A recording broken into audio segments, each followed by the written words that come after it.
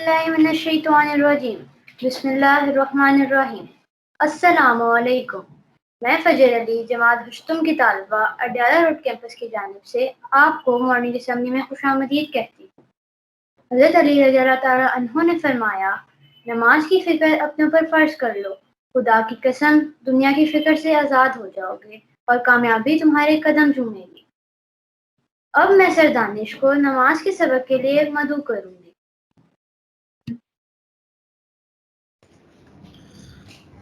अस्सलामु अलैकुम वरहमतुल्लाहि वबरकातुहू। मेरे साथ नमाज का सबक दोहराइए। अत्तहियातु लिल्लाहि,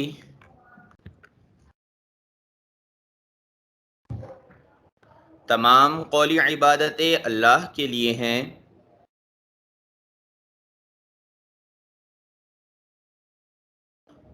वस्सलवातु,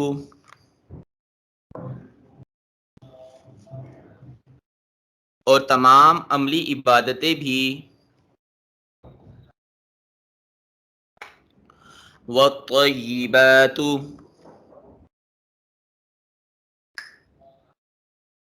और तमाम माली इबादतें भी।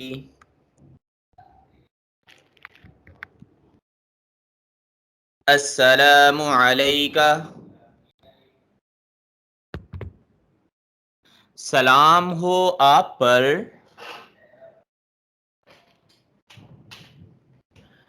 अय्युहन नबिय्यु, ए नबी सल्लल्लाहु अलैहि व आलिहि वसल्लम।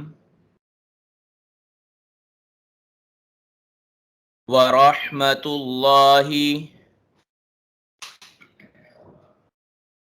और अल्लाह की रहमत हो। व बरकातुहू, और उसकी बरकतें हों। अस्सलामु अलैना, सलाम हो हम पर। व अला इबादिल्लाहिस सालिहीन, और अल्लाह के नेक बंदों पर।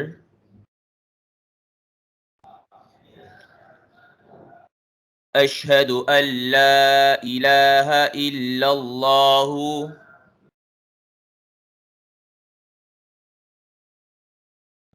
मैं गवाही देता हूँ कि अल्लाह के सिवा कोई माबूद नहीं है।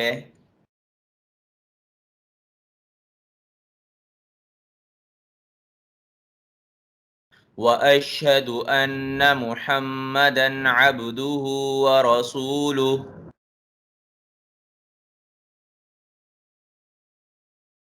और मैं गवाही देता हूँ कि बेशक मुहम्मद सल्लल्लाहु अलैहि व आलिहि वसल्लम अल्लाह के बंदे और रसूल हैं। जज़ाकुमुल्लाहु खैर।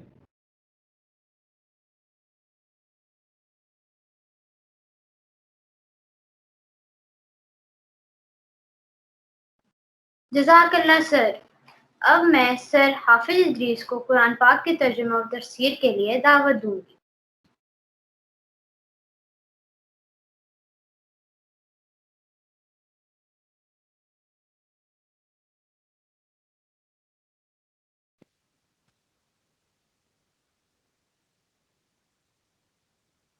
अस्सलामु अलैकुम वरहमतुल्लाहि वबरकातुहू। नहमदुहु व नुसल्ली अला रसूलिहिल करीम, अम्मा बाद। गुज़श्ता सबक में बिस्मिल्लाहिर्रहमानिर्रहीम के बारे में कुछ चीज़ें आपसे अर्ज़ की और आपसे अर्ज़ किया था कि बा का माना है साथ। इसम वही इसम है जो उर्दू में नाम जिसे कहते हैं, और अल्लाह तबारक व तआला का इसमें ज़ात है।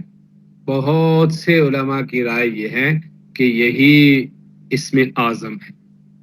तो बिस्मिल्लाह का माना अर्ज किया था कि अल्लाह के नाम के साथ मैं शुरू करता हूँ। یعنی پڑھنا شروع کیا ہے تو اللہ کے نام کے ساتھ میں پڑھنا شروع کرتا ہوں، اور پھر اس کے بعد اللہ تعالیٰ کی دو صفات الرحمن اور الرحیم ذکر کی گئی ہیں. یہ دونوں کا مادہ ایک ہے، راحمیم، رحمت سے دونوں مشتق ہیں، دونوں رحمت سے بنے ہیں اور دونوں مبالغے کے صیغے ہیں.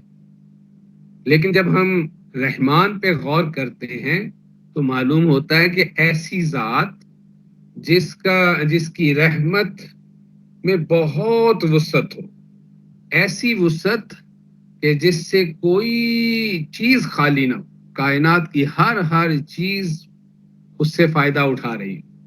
ایسی وسعت جس نے ہر چیز کو سمیٹ لیا ہو اپنے اندر، چاہے وہ چیز ابھی پیدا ہوئی ہے یا آئندہ پیدا ہوگی، سب اس کی رحمت سے فائدہ اٹھا رہے ہیں.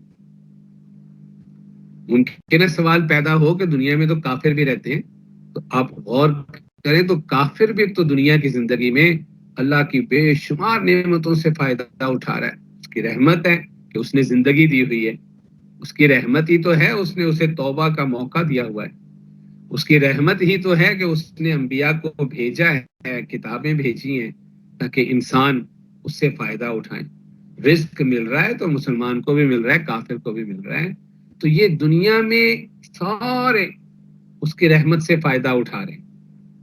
اور الرحیم، رحیم کہتے ہیں ایسی ذات کو کہ جس کی رحمت کامل ہو، اور جس کے اوپر وہ رحمت ہو وہ پوری طرح اپنی رحمت اس پہ فرمائے، مکمل رحمت اس پہ ہو. تو رحمان اللہ کی ذات کے لیے خاص ہے، یہ اللہ کے علاوہ کسی کے لیے استعمال نہیں کیا جا سکتا اس لفظ کو، کیونکہ کوئی ایسی ذات نہیں ہو سکتی اللہ کے علاوہ جس کی رحمت کائنات کے ہر ذرے ہر چیز پر ہو.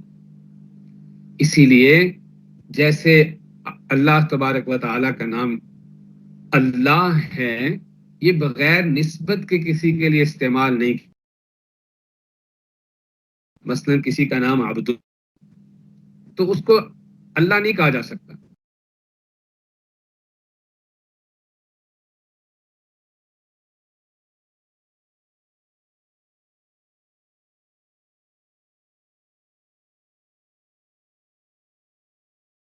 الرحمن ہو، عورتوں میں لوگ نام رکھتے ہیں امت الرحمن، تو یہ سارے اس طرح کے جتنے بھی نام ہو سکتے ہیں ان میں نسبت کو ہٹا کے صرف نام ذکر کرنا، صرف اللہ تعالیٰ کی یہ صفت رحمان کو اس انسان کے لیے استعمال کرنا یہ جائز نہیں ہے. مثلا کسی کا نام اگر عبد الرحمن ہے تو اسے رحمان صاحب کہنا یہ گناہ کے کاموں میں سے، اس لیے کہ اللہ کے علاوہ کسی کو نہیں رحمان کہا جا سکتا.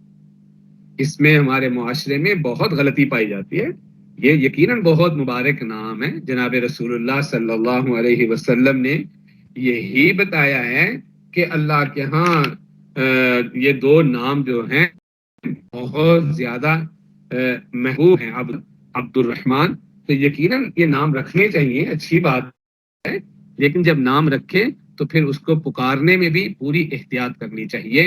یہ نہیں ہے کہ نام تو عبداللہ رکھ لیا جائے اور اس کو بگاڑ کے، اب تو وہ لفظ کہنے سے بھی شرم آتی ہے، جس طرح ہمارے معاشرے میں لفظ بولا جاتا ہے تو نام بگاڑ دیتے ہیں. پنجاب میں تو بہت جگہ، اور بگاڑنے کے علاوہ بہت سی دنیا سے یہ سنا کہ جناب فلاں رحمان صاحب، فلاں ایک وزیر صاحب ہوتے تھے، ساری دنیا اس کا نام ایسے لیتے تھے. تو یہ جائز نہیں ہے، یہ گناہ کے کاموں میں سے ایک کام ہے کہ کسی کا نام اگر فضل الرحمان ہے، عطا الرحمان ہے، عبد الرحمان ہے، تو ان کو خالی صرف رحمان صاحب کہنا یہ جائز نہیں ہے. اس سے خود بھی بچنا چاہیے. کسی کا اپنا نام ہو تو غلط کوئی پکار کہ بھائی میرا نام رحمان نہیں ہے، رحمان اللہ کی ذات، اللہ کے علاوہ کوئی نہیں ہے، اور میرا نام عبد الرحمان ہے، میں رحمان کا بندہ ہوں، تو آپ اسی نام سے مجھے پکاریے. اس لیے جس کا ایسا نام ہو اسے خود بھی لوگوں کو روکنا چاہیے. تو معلوم ہوا کہ رحمان صرف اللہ کی ذات ہے. اسی طرح جس طرح کل ایک بات تھی کہ اللہ جو ہے نام اللہ تعالیٰ کا، اس کا تسنیہ اور جمع نہیں آتا، اس رحمان کے بھی تسنیہ اور جمع نہیں آتا. کوئی دوسری ذات ہے نہیں، رحمان ایک ہی ذات ہے. اسی لیے اللہ نے فرمایا قل ادعوا اللہ عبد الرحمان، تم اللہ کو اللہ کہہ کے پکارو یا رحمان کہہ کے پکارو. ایسے یہ دونوں طرح صحیح ذات ہے. تو اللہ تعالیٰ کے اس لیے کہ جس کے اندر جتنی رحمت ہے وہ اپنی اتنی رحمت کے ساتھ تو کسی کی طرف متوجہ ہو سکتا ہے. اسی لیے اللہ تعالیٰ نے قرآن پاک میں یہ کریم علیہ الصلوۃ والسلام کے لیے استعمال فرمایا بالمؤمنین رؤوف الرحیم. تو رحیم تو کسی کو کہا جا سکتا ہے کہ اس کے اندر جتنی بھی رحمت ہے اس کے وہ اپنی کامل رحمت جو اس میں پائی جاتی ہے اس کے ساتھ وہ کسی کی طرف متوجہ ہو، کسی کے ساتھ مہربانی کر دے. لیکن رحمان اللہ کے علاوہ کسی کو نہیں کہا جا سکتا. تو اللہ تعالیٰ کی یہ دو صفات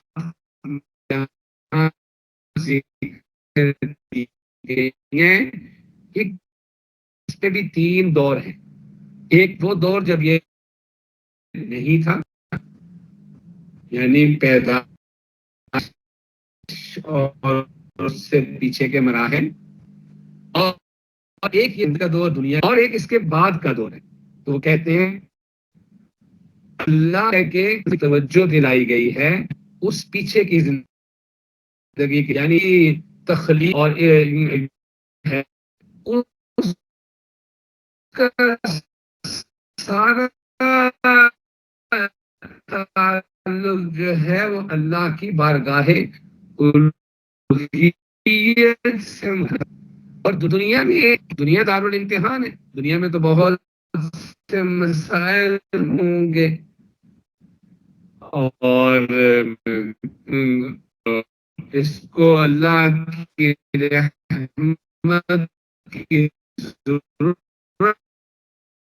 رحمت فرما رہی ہے. بعض مرتبہ چیزیں ظاہری اور تکلیفیں ہوتی ہیں لیکن حقیقت میں وہ بھی رحمت ہوتی ہیں. جیسے مثلاً کوئی بیمار ہے، اب مہربانی کر رہا ہوتا ہے کہ اس کے نتیجے میں اس انسان کو صحت مل جائے. اسی طرح دنیا میں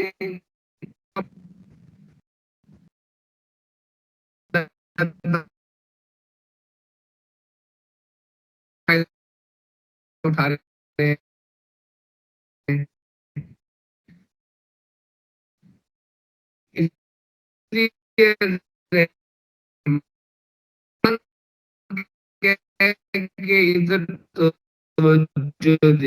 دنیا جو تم اٹھا رہے ہو یہ اس کی مہربانیاں ہیں. لیکن اس دنیا کے بعد اگلی زندگی جب آئے گی یوم عسیر علی الکافرین غیر یسیر، وہ دن کافروں پر بڑا ہی سخت نہایت دشوار ہوگا، کسی قسم کی آسانی اس میں نہیں ہوگی.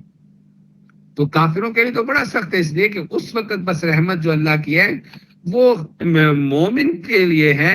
اور رحیم پر غور کر کے علماء نے لکھا کہ اس کا مطلب یہ ہے کہ وہاں ظاہر اور باطن پوری رحمت اللہ، وہاں کسی قسم کی تکلیف کا کوئی شائبہ نہیں ہو. یہاں دنیا میں ظاہری طور پہ کچھ چیزیں تکلیف کی شکل میں ہوتی ہیں لیکن حقیقت میں پیچھے اس پہ بھی اللہ کی رحمت ہوتی ہے. لیکن جنت میں جب یہ بندہ پہنچے گا تو وہاں جو رحمت ہے کوئی تکلیف کا شائبہ نہیں اللہ نے رکھا. تو وہاں اللہ کی صفت رحیم جو ہے اس کا ظہور ہو رہا ہوگا، اور یہاں دنیا میں اللہ کی صفت رحمان سے انسان فائدہ اٹھا رہا ہے. اور اس سے پہلے اللہ کی الوہیت اس نے مہربانی کی ہے کہ اس نے اسے پیدا کر دیا ہے. تو یہ تین اللہ تعالی کے ذکر کر کے انسان کو اپنی زندگی کے 3 مراحل کرا دیے ہیں. ماضی میں بھی اللہ کا محتاج تھا، اب بھی اللہ ہی کا محتاج ہے، اور آئندہ بھی تجھے اللہ ہی کی رحمت کی ضرورت ہے. اللہ تعالی ہم سب کو سمجھنے کی اور عمل کرنے کی توفیق عنایت. السلام علیکم ورحمۃ اللہ وبرکاتہ. جزاک اللہ سر. اب میں میسج آف دا ڈے کے لیے جماعت نہم کی طالبہ زینب بطول کو دعوت دوں گی.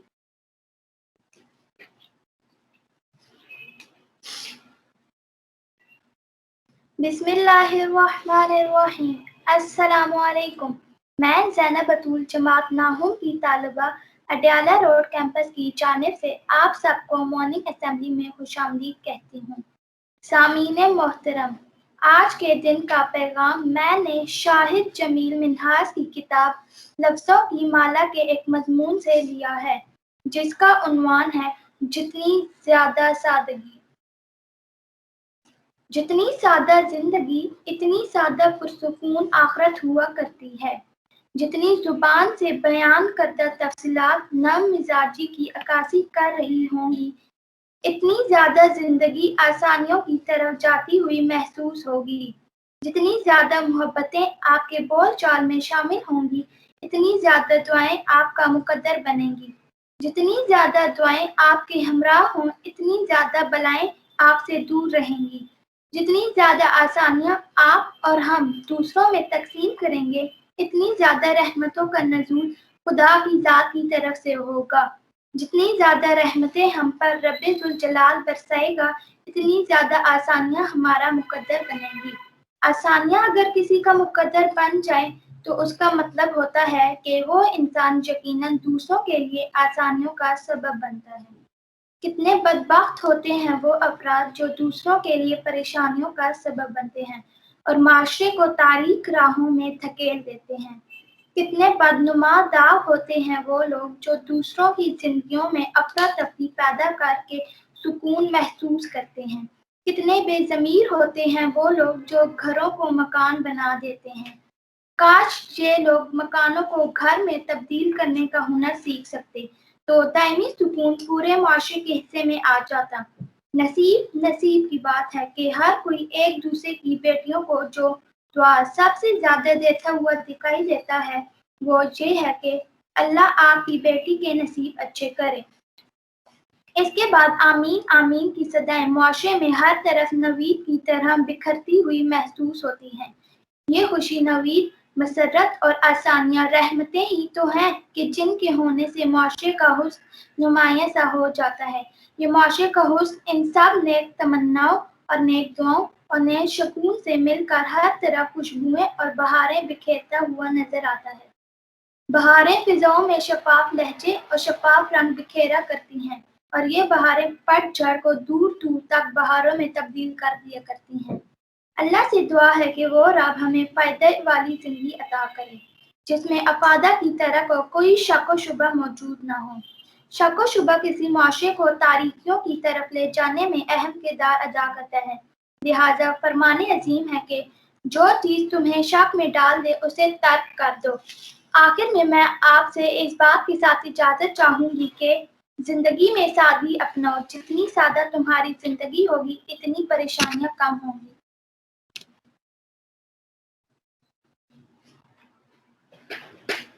آخر میں آپ سے اجازت چاہوں گی اس بات کے ساتھ کہ تنقید، فکر بازی اور تن سے حوصلہ نہ ہارو.